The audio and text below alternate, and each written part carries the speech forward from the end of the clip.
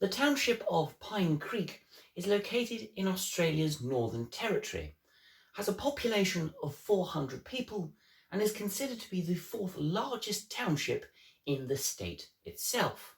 For the first 100 years of this township's history, it was referred to as Playford, and Pine Creek was just an unofficial name given to the site in reference to the clump of pine trees that were locally nearby. It was only in 1973 that this name, Pine Creek, was attached to this township. But the most important thing about this tiny town in the Northern Territory, and the reason why a whole video is being dedicated to its existence, is the fact that it has an important place in the gold rush of Australian history during the late 19th and early 20th centuries.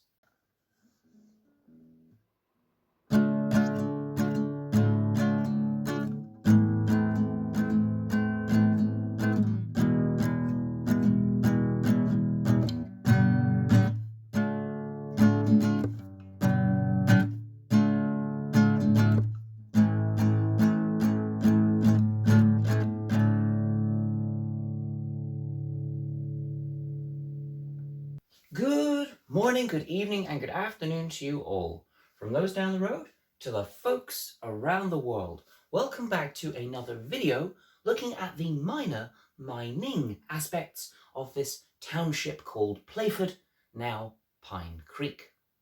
The story of Playford, now Pine Creek, starts like many other Northern Territory townships that popped up in the late 19th century, and that is with the Overland Telegraph Network, this big telecommunications project that ran through Central Australia and connected this giant continent with the rest of the world. In December of 1870, telegraph network constructors were digging the holes for the posts and poles that would be used to connect this cable for the telegraph system. But as they were digging these holes, some alluvial gold was being discovered, but it is conflicted as to whom and how the actual gold at Pine Creek was discovered. Some suggest that two gentlemen by the name of Darwin and Dalwood kept their findings a secret after constructing these telegraph poles because they didn't want to have a mass rush on the Pine Creek and Northern Territory areas where this gold was initially being discovered. Then there is the story about George McLachlan, who from November 1871 spent a tireless year trying to survey, with the help of prospecting companies, the Pine Creek area in search of gold. But it was only until about October 1872 that a proper warden's camp was set up by George McLachlan, and mining rights were given out to those who wished to make their money. Thirdly and finally, there's the story about Wentworth Darcy Ure, who was originally a Queensland police officer who then became a driver of cattle in the Northern Territory.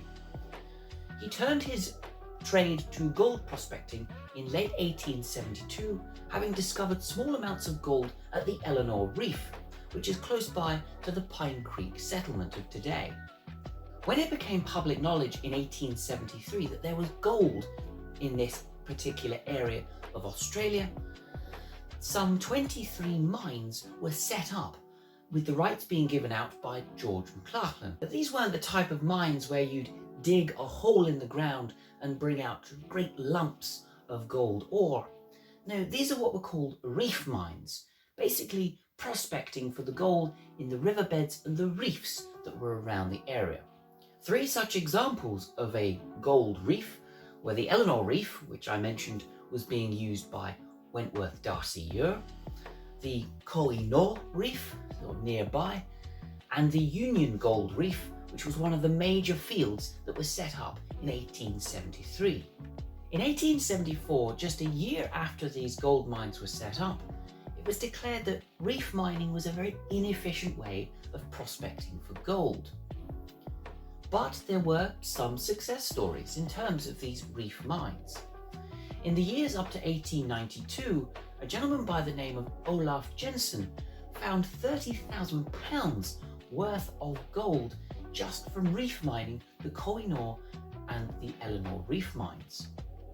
But these success stories were few and far between, and so in 1874 new techniques were required to increase the returns made by the gold prospecting companies and individuals who owned the mines.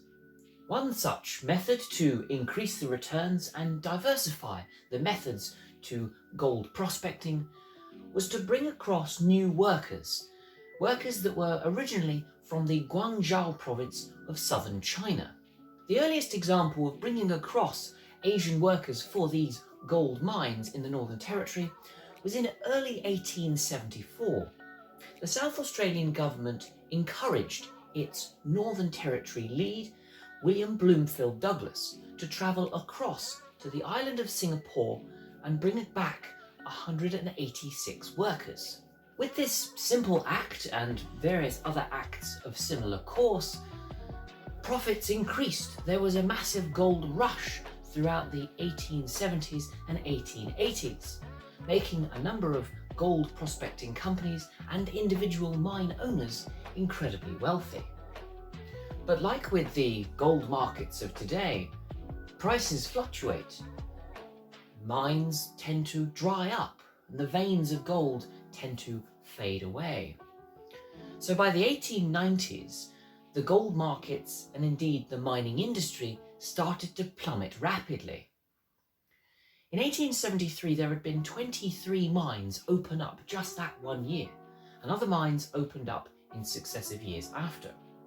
But with this slump, this trough in this gold mining industry, by 1892, some 20 years later, only 15 of those mines actually remained.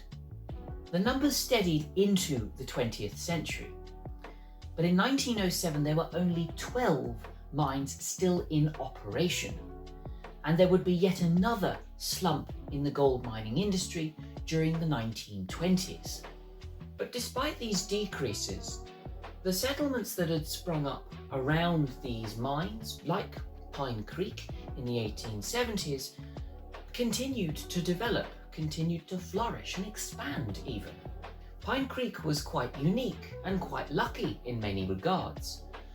A railway was installed in 1889 connecting this tiny little settlement to the main base of operations and the seat of government up at Palmerston, now modern-day Darwin. A police station was installed as early as 1873. A telegraph station for the Overland Telegraph Network was built in 1874, with repeater stations being built subsequently right up until 1890. One of the most famous buildings within Pine Creek is the Playford Hotel, which opened up in about 1890 and sadly closing in about 1957. Initially, it was built to service those miners that were coming to Pine Creek and working out on the fields. In fact, many of the buildings within Pine Creek itself have become sort of set pieces, museum pieces that can be viewed and visited on a good summer's day. And one of the oldest, or if not the oldest, prefabricated building built in Australia is located in Pine Creek as well. But that's not the only legacy that Pine Creek has to offer. In terms of population and its demographics, there was an increase in Asian communities, especially that from China, settling in Pine Creek and the Northern Territory. In terms of population, there were apparently 259 individuals of European descent living within Pine Creek and the surrounding environs, compared to 97 from Asian backgrounds and communities. Within 3 years, 1879, a once 3-to-1 ratio shifted dramatically in the other direction. So it was now a 7-to-1 ratio, 7 Asian community individuals for every 1 European. Now this resulting change and shift in ratio and in population demographics concerned a lot of people within the South Australian government, who indeed were running a lot of the administration for the Northern Territory. And so during the 1890s and early 20th century, a number of rules regulations and laws were implemented restricting the number of Asian immigrants coming to and staying in Australia. I've mentioned before that the mining industry, especially that in gold, can fluctuate on a yearly, monthly, sometimes even daily basis.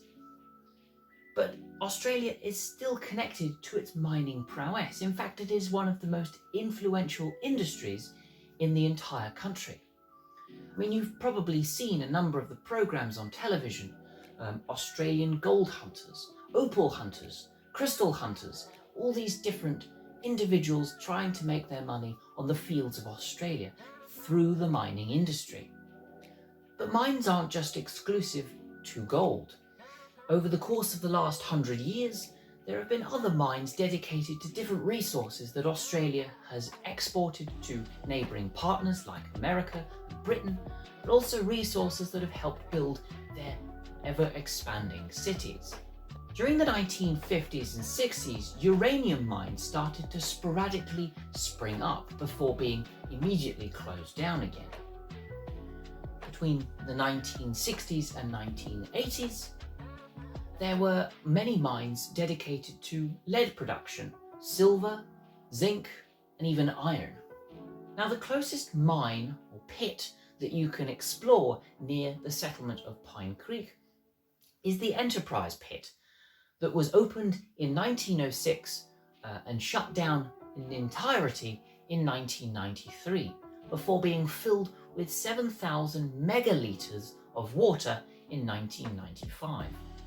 As you can see from these very wide and long shots, that the Enterprise pit measures at its widest point about 250 metres, and at its deepest point about 135 metres into the Earth's surface. Prior to 1985, the pit had gone through a number of different mining purposes, mostly in the lead and tin industry that were profitable in those respective decades before.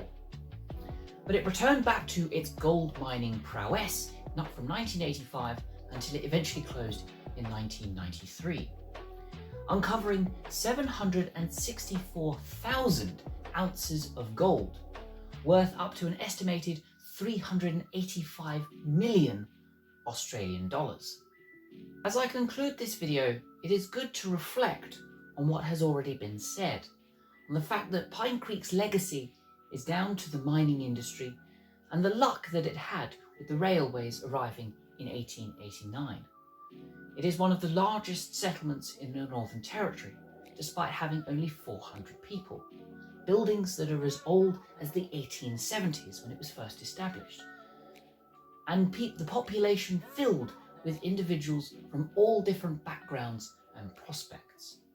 I hope you've enjoyed today's video, even if it is slightly different to what I've been normally talking about over the last few weeks and months. I hope you have a pleasant day, and I shall see you in the next one. See you later.